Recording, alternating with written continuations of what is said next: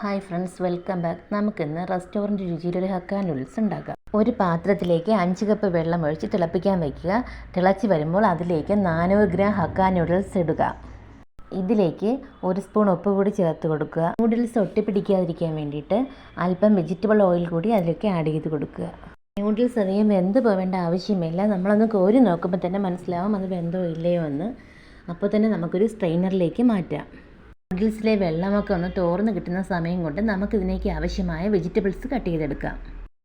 ഞാനിതിലേക്ക് ഒരു വലിയ ക്യാരറ്റ്, ഒരു മീഡിയം സൈസ് ക്യാപ്സിക്കം, ഒരു സവാള, ഒരു ചെറിയ ക്യാബേജിൻ്റെ 1/4 ഭാഗം, ഒരു ചെറിയ പച്ചമുളക്, ഇഞ്ചി വെളുത്തുള്ളി പേസ്റ്റ് എന്നിവയാണ് എടുത്തിട്ടുള്ളത്.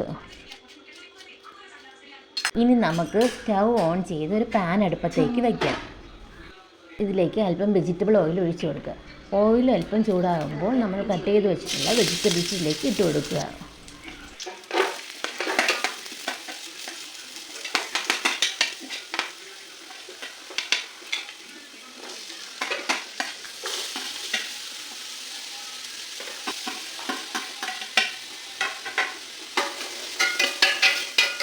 വെജിറ്റബിൾസിലേക്ക് ആവശ്യത്തിനുള്ള ഉപ്പ് ഇട്ടതിന് ശേഷം പച്ചമണം മാറുന്നത് വരെ നന്നായിട്ടൊന്ന് വഴറ്റിയെടുക്കുക. നമ്മുടെ വെജിറ്റബിൾസൊക്കെ നന്നായിട്ട് വഴന്ന് വന്നിട്ടുണ്ട്. ഇപ്പോൾ അതിലേക്ക് നമ്മൾ നേരത്തെ സ്ട്രെയിനറിലേക്ക് മാറ്റി വെച്ച് ഹക്ക നൂഡിൽസ് ആഡ് ചെയ്ത് കൊടുക്കുകയാണ്.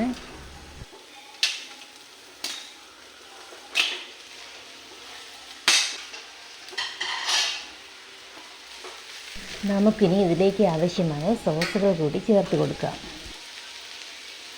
ഞാനിതിലേക്ക് ചേർക്കുന്നത് 2 ടേബിൾ സ്പൂൺ സോയാ സോസും 3 ടേബിൾ സ്പൂൺ ടൊമാറ്റോ സോസും 2 ടേബിൾ സ്പൂൺ റെഡ് ചില്ലി സോസുമാണ്.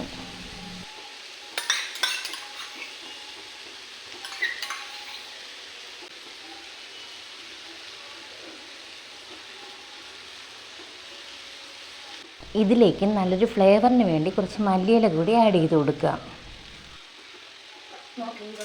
നമുക്കിനി ഇതെല്ലാം കൂടി ഒന്ന് നന്നായിട്ട് ഇളക്കി യോജിപ്പിക്കാം. എല്ലാം കൂടി നന്നായി മിക്സായി വരാൻ വേണ്ടിയിട്ട് നമ്മൾ ഇതുപോലെ നന്നായി ഇളക്കി കൊടുക്കണം.